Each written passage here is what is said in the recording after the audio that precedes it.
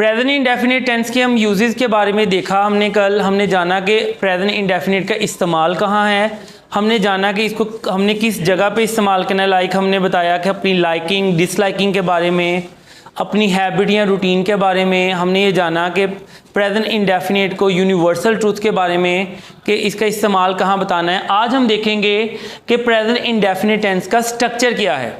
सबसे पहले हम ये देखेंगे कि उर्दू और इंग्लिश में अगर हम स्ट्रक्चर का कंपैरिजन करते हैं तो अगर इस फिक्रे को देखते हैं, अली क्रिकेट खेलता है, इसमें अली फ़ाइल है, क्रिकेट इसमें मफूल या ऑब्जेक्ट है, जबकि खेलता काम या वर्ब है या फेल है।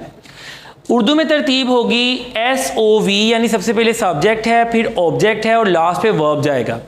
इंग्लिश में ऐसा नहीं है। इंग्लिश में सबसे पहले सब्जेक्ट है अली, प्लेस फिर वर्ब है और ऑब्जेक्ट सबसे एंड पे है। इंग्लिश की तरतीब होगी SVO।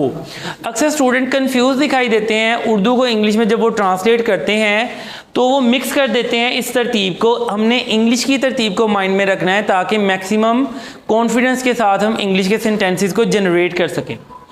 अब हमने ये देखना है कि प्रेजेंट इंडेफिनिट टेंस में फर्स्ट फॉर्म ऑफ वर्ब का इस्तेमाल होना है, जबकि एक चीज़ का आपने ख्याल रखना है कि कुछ ऐसे प्रोनाउंस होते हैं जिसमें फर्स्ट फॉर्म ऑफ वर्ब के साथ हमने S या ES का इजाफा करना है। उसके लिए हमारे लिए पर्सनल प्रोनाउन का जानना ज़रूरी है। हमें पता है कि 3 तरह के पर्सनल प्रोनाउन हैं, फर्स्ट पर्सन, सेकेंड पर्सन या थर्ड पर्सन। गुफ्तगू में जो बोलने वाला होता है उसको फर्स्ट पर्सन कहते हैं, इसको स्पीकर भी कहेंगे। सिंगुलर है तो आई है, प्लूरल है तो वी है। गुफ्तगू में जो बात सुनने वाला है वो वाहद है या जमा है, वो यू ही होगा। जबकि थर्ड पर्सन जो कि गुफ्तगू में गायब है, एब्सेंट है, लड़का है तो ही है, लड़की है शी है, बेजान या कोई छोटा जानवर है उसके लिए हम इट का इस्तेमाल करेंगे, जमा के लिए दे का इस्तेमाल करेंगे। यानी ही की अगर जमा बनाना चाहते हैं तो वो दे है, शी की जमा बनाना चाहते हैं तो वो दे है। अब अगली बात यह है कि फर्स्ट फॉर्म ऑफ वर्ब के साथ हमने S या ES का इजाफा किन के साथ करना है, वो है ही, शी, इट या सिंगुलर नेम। इनके साथ फर्स्ट फॉर्म ऑफ वर्ब के साथ हम S या ES का इजाफा करेंगे। अक्सर लोग कहते हैं सिर्फ फर्स्ट सिंगुलर के साथ हमने S या ES का इजाफा करना है। ऐसा नहीं है, क्योंकि आई भी सिंगुलर है लेकिन आई फर्स्ट पर्सन सिंगुलर है, तो हम बात कर रहे हैं थर्ड पर्सन सिंगुलर के साथ हमने S या ES का इजाफा करना है। अब अगली बात यह है कि किसके साथ मैंने S का इजाफा करना है और किसके साथ मैंने ES का इजाफा करना है।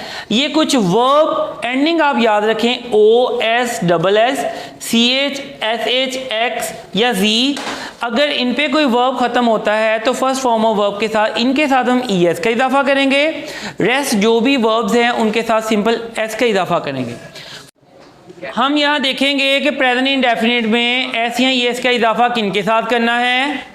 तो अगर थर्ड पर्सन सिंगुलर है तो उसके वर्ब के साथ फर्स्ट फॉर्म ऑफ वर्ब के साथ हमने S या ES का इजाफा करना है।